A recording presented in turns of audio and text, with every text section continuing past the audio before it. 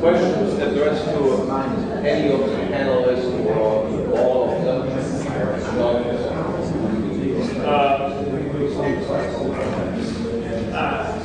I enjoyed Tom's speech. It's probably one of the more lively ones, but I'm not even sure where to start out these things. I can give you a few questions to think about. You mentioned rent-seeking innovation. The point about patent races is that if something's valuable, people will rush faster in order to try to innovate. And they'll rush faster. Let's say you had a situation where all the individuals competing for the patent are risk neutral.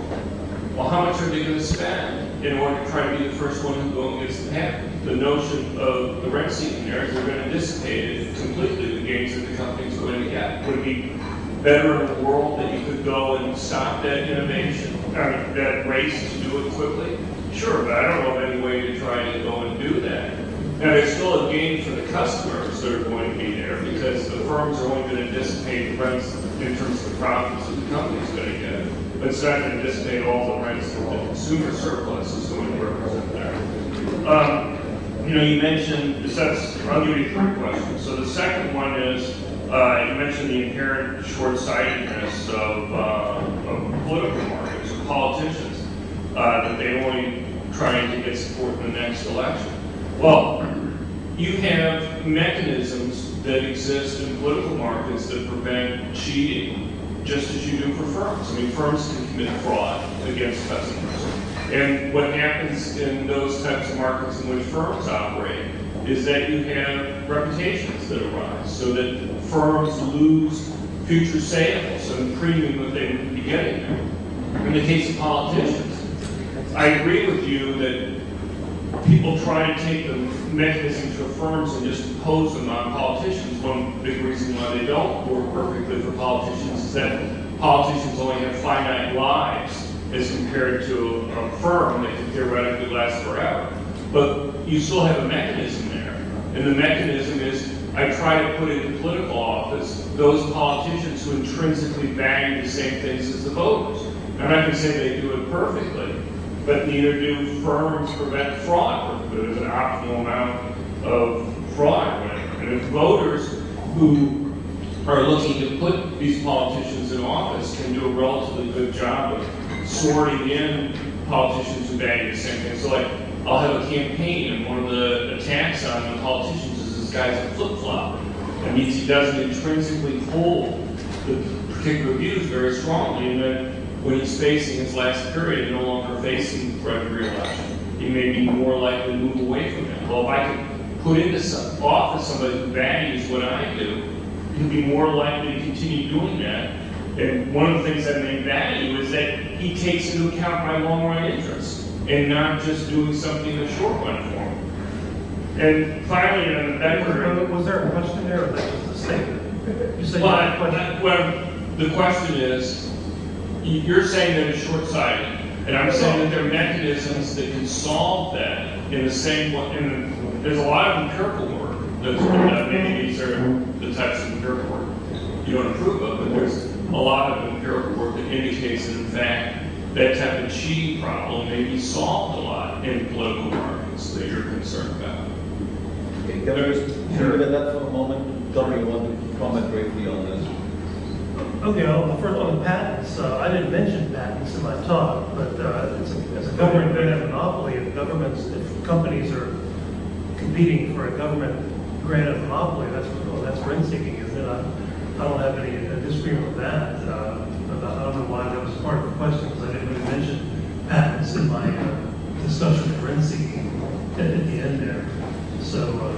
he mentioned innovation, and it doesn't have to necessarily, it doesn't necessarily have to be a patent, but if there's some gain to being the first one in the market or something, to discover something that's not there, then firms are going to race to be that first one, and how much are they going to spend there? They're going to anticipate the gains.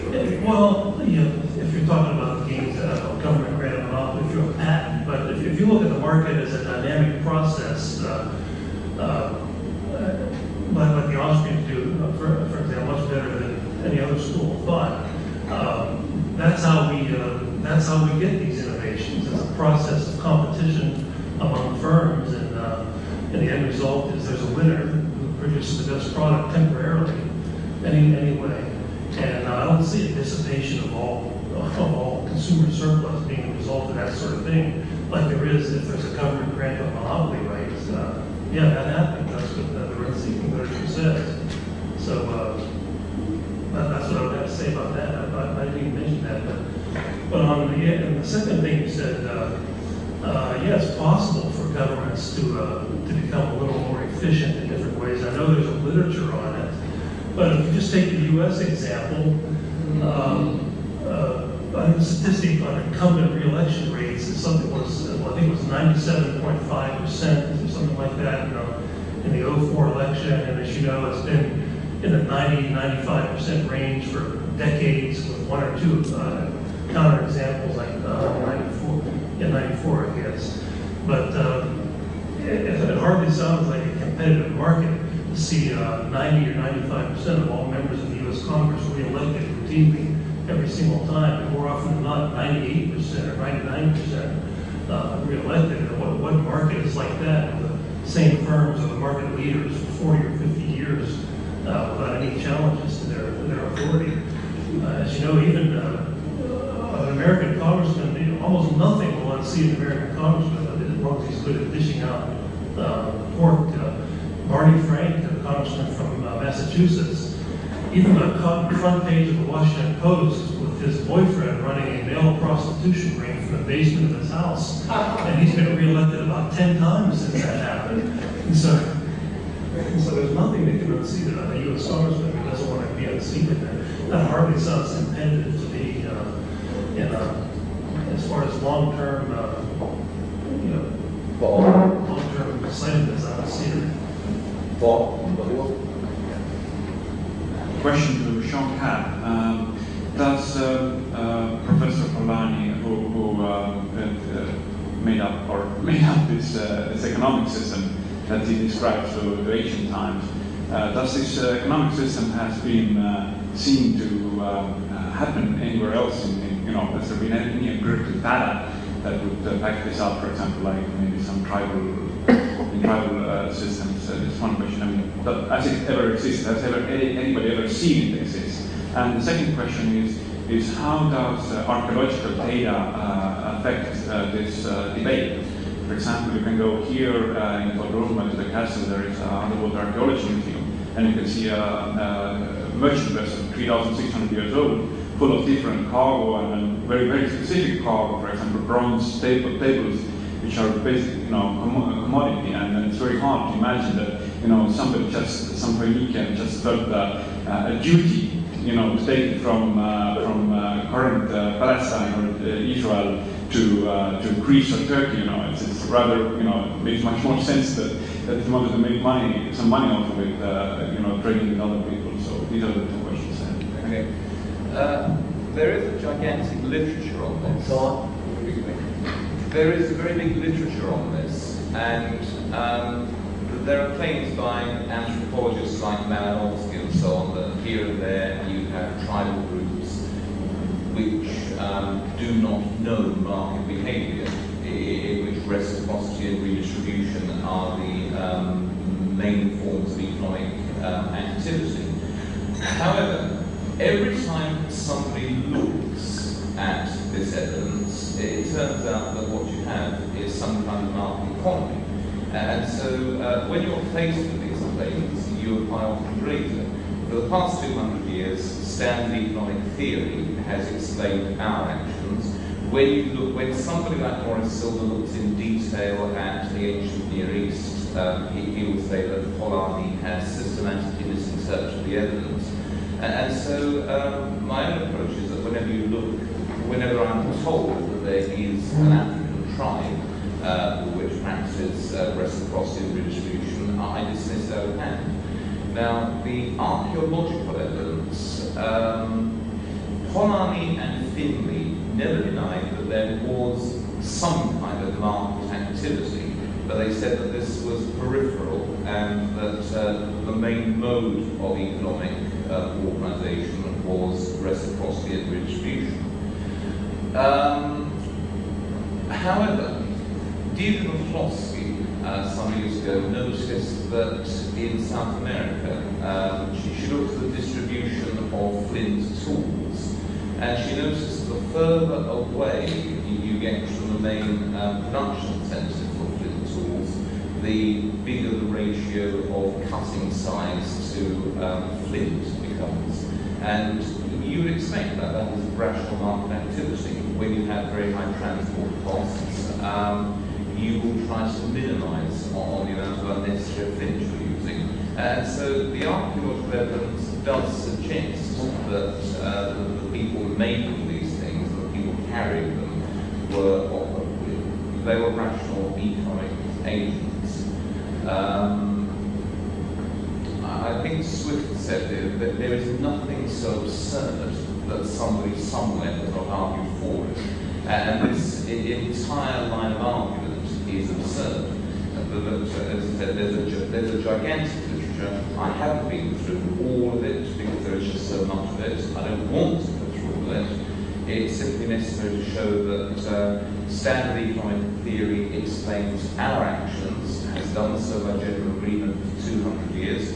Whenever you look in detail at a past age or a primitive tribe, it turns out that they have market economies of one kind or another.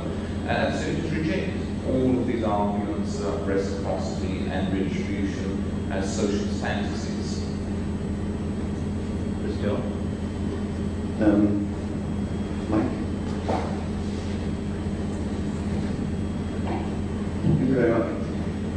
Yeah, Sean, I thought it was an interesting talk because I think, the evidence is obviously that there was certainly some kind of market activity, albeit when you visit the Museum of Antique Rome in Rome, and you see this huge panel, which is about the size of the wall behind you, which comes from the Roman Forum, the Forum in Rome, where you have all the prices of goods that are set in stone, literally. In other words, merchants could only sell at that price. And but what I find interesting, and I would like your opinion on this, is that when you read ancient literature, till about, say, Shakespeare's time and so on, the girl never marries a merchant. The girl marries a nobleman, a knight, and so on. And I think it was the ideology of the time to displace the merchant to the lower ring of the sort of social hierarchy. And probably the difference between a society of status and a society of contract and the ideology of the noblemen and so on was that we are the predators and we are proud to be the predators, warriors, or priests. In the Tunisian classical definition of priests, warriors, and producers. Producers were at the bottom of society. And since more or less the early Enlightenment, what you have is the merchant becoming the sort of good person in society, living through exchange and contract rather than living through war and plunder. And probably what these intellectuals that you've mentioned, Polanyi and and so on, they are really the real guard defending the old status, the old ideology. And I think it is important to show this in terms of how society sort of has promoted the values of the merchant through a very long process that goes, diminution of slavery and things like that. It's all part of this process. and the noble actually becomes ignoble in its way of life and so on. Yes. Well, when I say that every ancient society that I've looked at has been a market society, I'm not saying that these have been libertarian market societies. Ancient ruling classes, much more so even the modern ruling classes, were systematically parasitic. All I'm saying is that they had to be parasitic on something, and it was a market economy. Now, the evidence of price fixing is actually evidence in favour of market economies. If you set a table of maximum prices and you attach punishments to violation of those maximum prices, that is very good evidence that you have a market economy in which prices are formed by the forces of supply and demand. It's just that the authorities do not like the prices that have come about.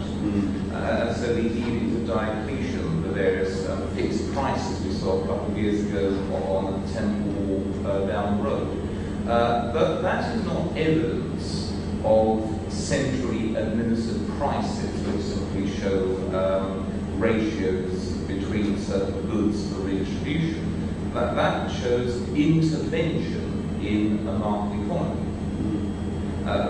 That's the problem with the evidence. Polanyi and Finley, didn't know anything about economics. B, they systematically misinterpreted the evidence that in front of them. If you simply apply common sense, you can see, yes, these were market economies. But of course, they were not libertarian market economies, and merchants had a very low status, and you're right, until the Renaissance, certainly until the Enlightenment, merchants were not very highly regarded.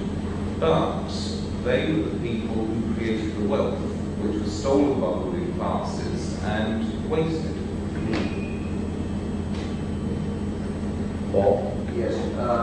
I would like to address this question, Paul, microphone, yes, to Tom. Perhaps you can answer this. This has been a matter of interest to me about what public choice theorists consider to be rational choice. What is the epistemological assumption here? Is it whatever we do as a political choice is by definition rational? Therefore, if I decide I do not want to vote for a white or black person, that's a rational choice because it is one that satisfies a need or interest that I'm expressing by voting. Or is the rationality rather a kind of imperative that when I vote, I should think in a rational, utilitarian fashion? Have we achieved the rationality in terms of the way people vote, or is it some goal, some moral goal that the voters strive to achieve?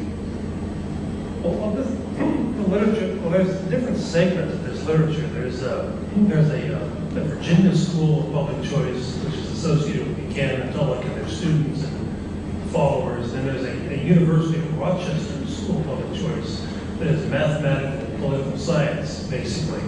So you probably get different answers to a question like that, depending on whether you went to the University of Rochester or George Mason today, where Buchanan still hangs his hat every once in a while.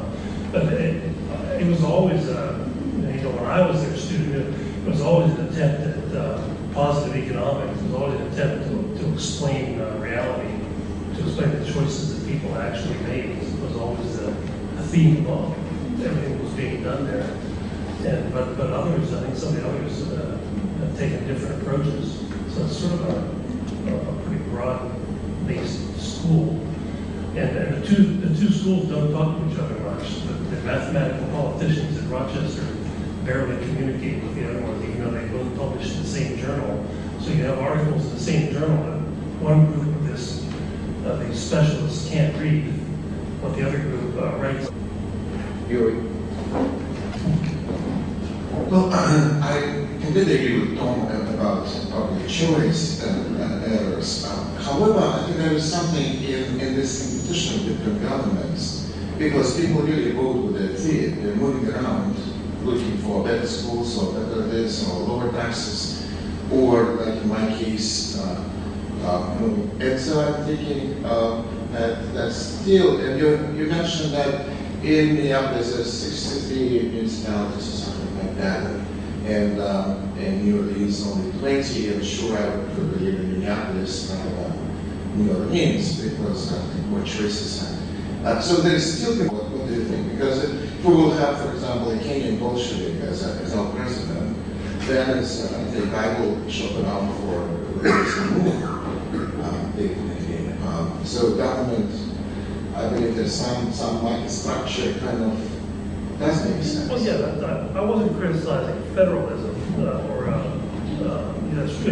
more choices and more escape routes is better than having fewer escape routes. But I was criticizing a particular type of literature that said we're going to take this industrial organization literature that says many firms is a good idea and transplant it onto the study of politics without really understanding what it is that underlies these data on numbers of jurisdictions. And like I said, the historical analysis that I did of local governments in America and how they came to be was that many of these were not really jurisdictions that gave you a choice of schools to send your children.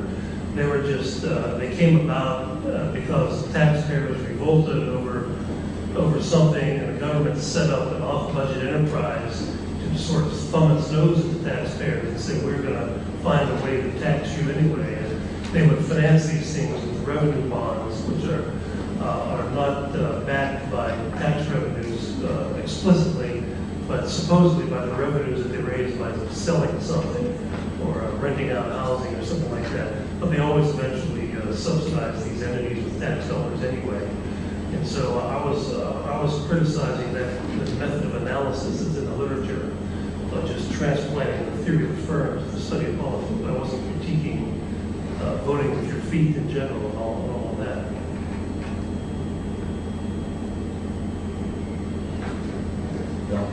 Yeah, I wanted to ask Phil a question. And just to say, before everybody comes, I mean, I do appreciate your talk. One of the criticisms you didn't deal with this notion of having prices that are different from zero is that you indicate that whether you have a lot of inflation or deflation, the variance in the changes in the prices seem to be greater than if you're too close to already zero.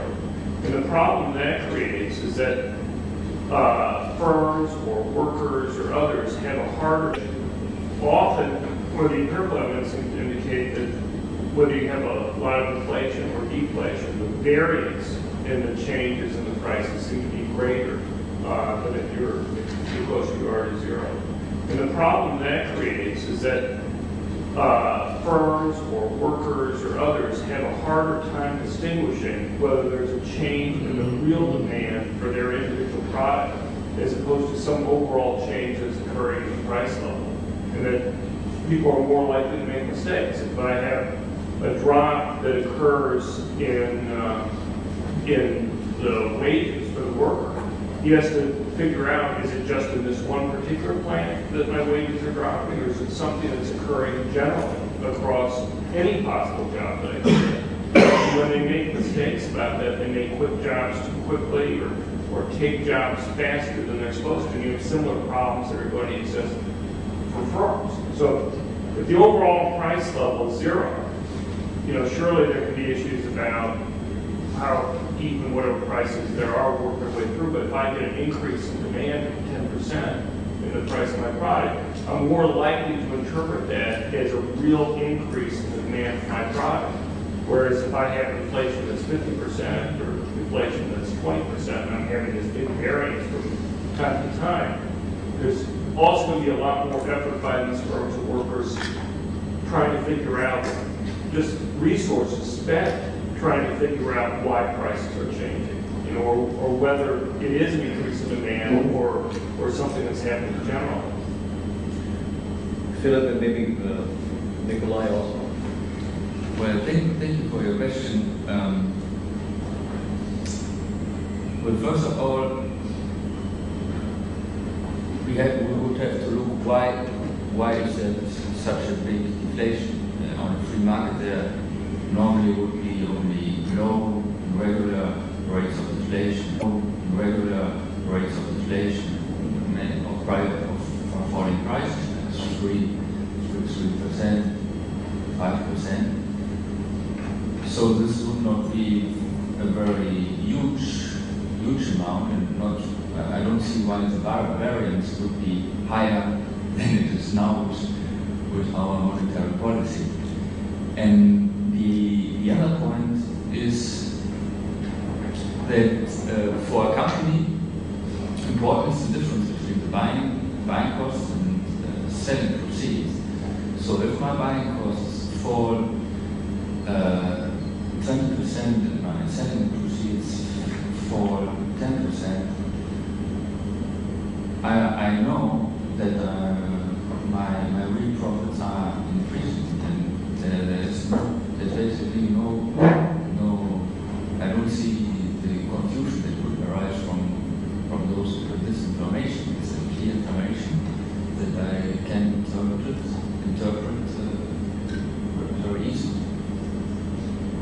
Nikolay, want to add? Yes, probably maybe two comments also.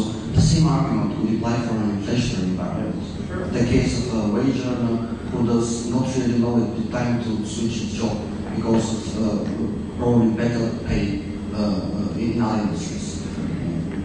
So if this argument is true for the deflationary case, it would also be true today. So that doesn't prove any superiority of the present day system in comparison to deflationary one. And then I know about this distinction that is very popular, especially in these classical models called the so-called island story. So there is the ignorance of an entrepreneur. The entrepreneur sees change in the price level, but doesn't know whether this change in the price level implies changes for all goods that are sold in the market, or only a specific demand addressed to him. And then he doesn't know how to respond. So should he increase his supply or not? But I think that there is no, as Philip mentions, for an entrepreneur, there is no problem of being unable to understand how the demand changes for him. He always compares his selling prices or his expectation about his selling prices with his costs. And that's the only point that matters for him. And in a stable, actually, as it is calculated today, stable inflationary environment, real prices, the one to which you refer, are actually changing every day. So this problem of being unable to distinguish how we should act to disintegrate changes in general tendencies and particular prices is true not only would be true also for any environment, right? But even with a stable general price level, you can have a lot of change in relative prices. So an entrepreneur can perfectly also make a mistake in this environment. Sure. No, so how is this different than with the deflationary case? You're asking me a question? Yes. First of all, I don't think there is a distinction the argument is making between inflation or deflation. The distinction I was making between having an overall inflation rate of 0 versus one that's 10% or minus 10%. And I mean, maybe we can ask some business people that we have here. But my guess is that the overall inflation rate of 0 is, and they see a change in the prices, it's going to be much easier for them to realize that it's a real change in demand for their product. If the inflation rate is 10%, and sometimes on average, and sometimes it's 5%, and sometimes it's 15%, it's going to be harder for them to see. I mean, you're talking about expectations. Well, first of all, expectations can mean they're right on average. It doesn't mean that they're right every particular time. And it's just, and my guess is companies just have a hard time figuring out what the changes are that are there. Why do you think it's so easy for them to be able to determine when there's a change in price, when I'm having this variable inflation, let's say, or variable deflation? But these difficulties will be true even for a stable price level as managed. Right? What I agree with you is that if you have continuous higher inflation, of course, economic calculation is disturbed. With this argument, I may agree to a certain extent. But otherwise, the problem of economic calculation for an entrepreneur is a general problem that applies in any environment.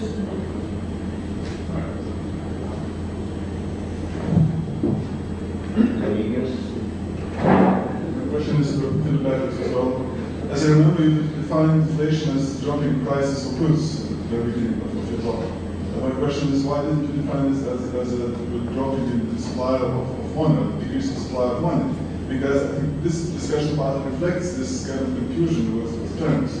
That usually in economics, inflation is defined as increasing supply of money. So why deflation is defined quite differently in your presentation? Yes, that's correct. In order to prevent this, therefore I said at the beginning of the speech that I define it as falling price in order to that no confusion can arise. And one would have to say, it would be more clearly to say every time when I speak about monetary inflation or price inflation. Why did I want to speak about price inflation? Because people and monetary policymakers fear not only monetary inflation but also price inflation. So they argue that price inflation is dangerous. Therefore, we need the central bank to counteract that. We even need a kind of a buffer zone. We want a target rate of price inflation of 2%, for example, to have some buffer zone in order not to come to this area of falling prices. Does that answer your question? May I just say something? In any case, it's just a question of definition. Once you have defined it that way, you are okay. The important thing with definitions is to have definitions that allow you to take into account the important social phenomena. And the important distinction here is the deflation, inflation, and the study of political actions. Obviously, the distinction between free market and voluntary actions and government intervention. As far as your definition allows for this distinction and takes into account these distinctions, I think we're okay. Any other question?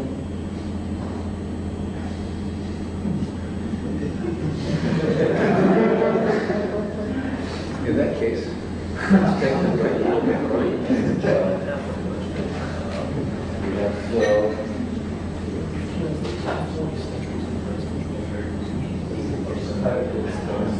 5 minutes more. Yeah, 5 minutes more.